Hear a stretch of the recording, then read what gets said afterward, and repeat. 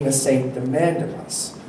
Well, if we look at the Old Testament and the New Testament, I think St. John says it very clearly in his first letter. By this we know that we are in Jesus. Anyone who says Jesus lives in them ought to walk the way Jesus walked. Anyone who says Jesus lives in them ought to walk the way Jesus walked. Not literally, but imitating the life of the love and the love that he lived. This is our vocation to greatness. Simple and awesome.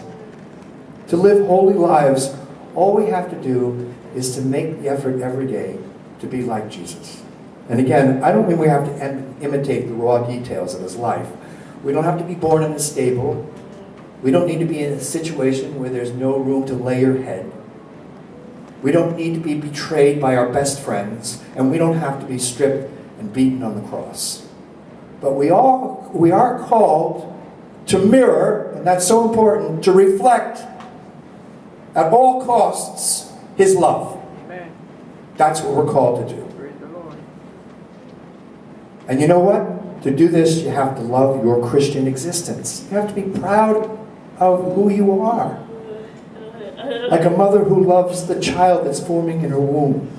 You have to devote your life to being Christian. As deeply as Steve Martin devoted himself to comedy, and Diana Ross,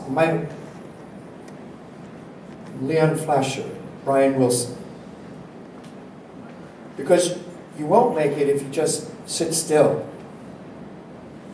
You won't make it if you simply go and fulfill your obligation on Sunday at Mass. You won't make it. And then you leave the church and do nothing with the word that you've listened to and the food you've been fed with for the journey. If all you do is cut corners and keep looking for the easy way out, if you're simply content with doing the minimum and keep asking, how much do I have to do? We have to love our oneness with Christ, not half-heartedly, but with every fiber of our being. Not part-time, but every waking moment of our day. Not in good times, but in thick and thin, through fire and cloud. In other words, we have to love our oneness with Christ passionately. You have to have passion. That's so important. We have to want this life more than anything else in the world, more than music or money or success or sex or peace or power. I mean, just think for a moment. Just think, what do artists do for art's sake? I was listening to the autobiography of Bruce Springsteen. And I never listened to Bruce Springsteen because his voice was so raspy I could never hear the words. And I thought he was just some guy off the street who was really popular. But when I listened to his autobiography, it's incredible who he has become today.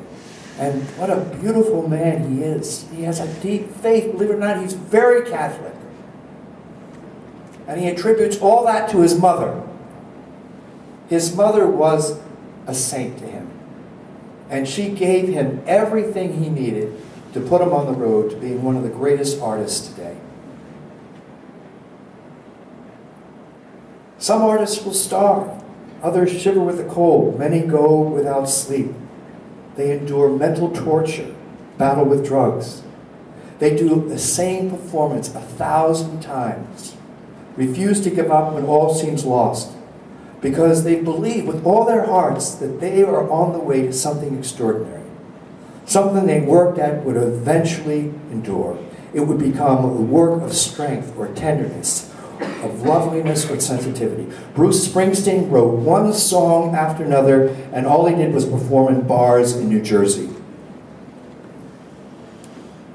And finally he wrote a song after working with his band for years, Born to Be Free, and that was the breakout moment.